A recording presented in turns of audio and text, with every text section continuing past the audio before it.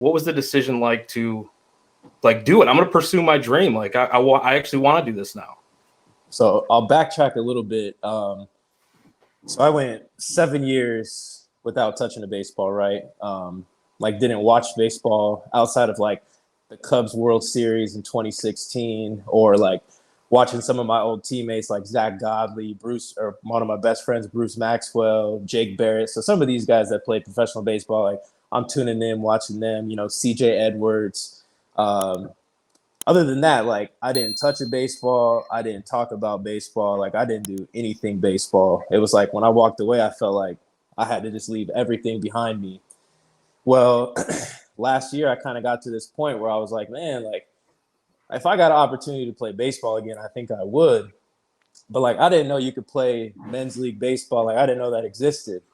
Well, so this stranger at the time, now he's like one of my good friends, like a brother to me. His name is Victor Flores. He messages me on Instagram. He's like, hey, we're looking for a pitcher on our team. Like, you want to play baseball? And I'm like, man, like I haven't touched a baseball in 7 years. Like, I don't know about that. But I end up meeting him out at the park to have a Sunday league game.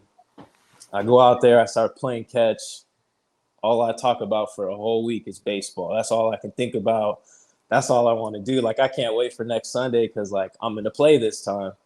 So that week I was, like, playing catch, getting my arm ready. I show up to the game. I, like, sit 7 innings. And finally, like, in the 8th inning, I get in at bat. I think I ground out, play right field. I'm juiced. And I'm like, Dad, like, you got to come watch. Like, we're having a good time. So last year, I ended up playing probably for like 5 or 6 teams, just different men's leagues. I'm having a blast now. I'm all in, playing outfield. I think I pitched like 5 or 6 innings, just like started to get my feet wet a little bit. And then it was like the season ended. And I was like, man, like I was just having fun. Like, what do I do now? Well, my roommate, he works for TrackMan.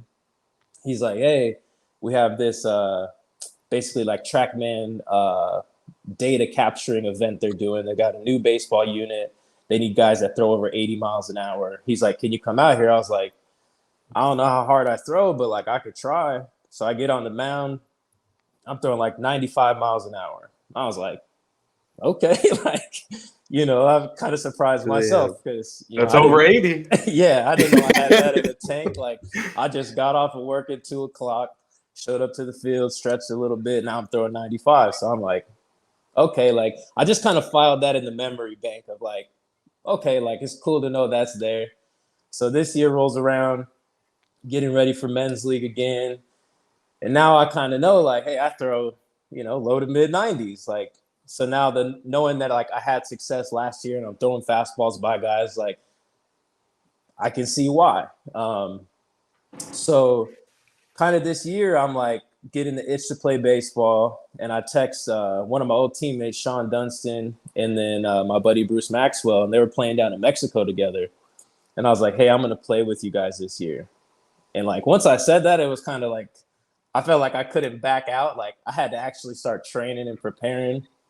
So my roommate, Phil, I started playing catch with him a couple days a week. One of my good friends, Pete, that I met in the men's league, I started playing catch with him a couple days a week. And then when I can't play catch with someone, I'm just playing catch against a brick wall. I'm just doing this like every single day. Well, I think maybe like May rolls around and Bruce calls me. He's talking about his team down in Mexico. And I was like, man, I need to go down there with you. Like, I'll dominate those guys. Like, I'm just talking mess, right? Like, I haven't even really played baseball at a competitive level. And his girlfriend, who's now my agent, she's like, Trey, are you serious? And Bruce is like, of course he's serious. So I was like, I guess I'm serious, I'm like, he's talking for me. So like, we're just going to let it run. She's like, I'll make some calls right now. Well, then that ends up being these teams in Mexico are like, hey, we need video of you. And I'm like, man, the only video I got is me pitching in the men's league. Like, they don't want to see me pitching against, some plumber that just got off of work, or you know what I'm saying? So finally, Bruce is like, hey, you need to go get some data, pitch on a TrackMan or something. So I don't.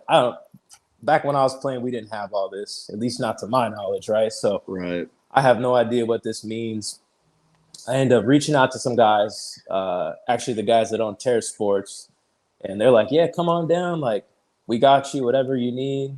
So I show up, I'm telling them like, yeah, I throw 95, and they're kind of just looking at me like, whatever. Like, everyone just kind of makes up numbers. So I kind of am like, now I'm like nervous. Like, I'm here to throw a bullpen, and I'm kind of nervous because I feel like they just kind of shut me down a little bit.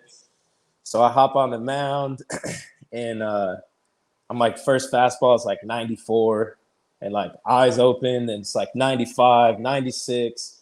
And now like everyone in this gym's like kind of watching me throw, and I'm getting fired up because I'm like, man, like I didn't know I could do this still, So That's incredible. so that ends up like sending that data off to Mexico. Obviously nothing ends up happening there, but so that was kind of like the start of getting back into baseball. And that kind of, I guess the whole idea of pitching in Mexico was like a catalyst of events that ended up happening. So I reach out to my college coach, Rob Shabansky over at Gateway Community College. And I'm like, hey, like whatever you can do, I'm trying to get back into baseball. Like, here's all my data. Here's all my videos. He's like, hey, I'll see what I can do. So one night I get a text message from Bill Mitchell. He's a baseball photographer for Baseball America. And he's like, hey, Trey, are you still trying to get back into baseball? And I'm like, yeah. He's like, well, I'm sitting here with the Tampa Bay Rays scout right now. You want me to give him your contact info? I'm like, absolutely, like, let's do it. So I end up meeting up with the Tampa Bay Rays scout. I throw a bullpen for him. I think I'm like, again, 94, 96. He kind of afterwards, he's like, yeah, like you deserve a shot. Like you got good stuff. And so I'm getting his, kind of seal of approval. And he calls me the next day and he's like, hey, just so you know, you're actually under contract with the Cubs. Like, we can't keep talking anymore. Like, if you want, like, I'll reach out to the Cubs. I'll let them know, like, you're throwing 98 miles an hour and tell them they need to come take a look at you. And I'm like, cool, like, let's do it. So then the next day, the Cubs call me and they're like, hey, when can we come watch you pitch? So mind you, I'm tripping. I'm like, yeah, what is going on right now? That's a lot at once. Like a lot happened fast. This is a 3-day span. Like, this has just been crazy. So, like 2 days later, I throw a bullpen for the Cubs. In that bullpen, I'm up to 98. Like, things are just going well. And then it's like crickets. Don't hear nothing from nobody.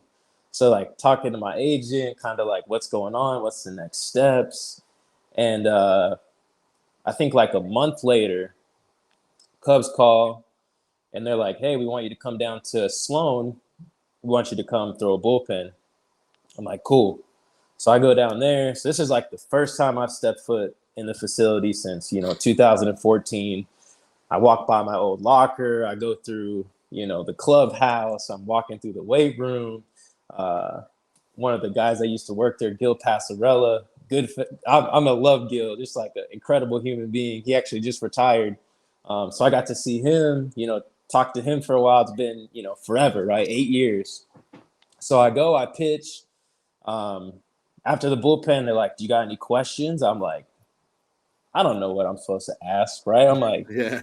No. He's like, cool, see you later. It's like, all right, pack up my bags and I leave. So then probably like 2 weeks later, we're now working on getting my reinstatement into Major League Baseball.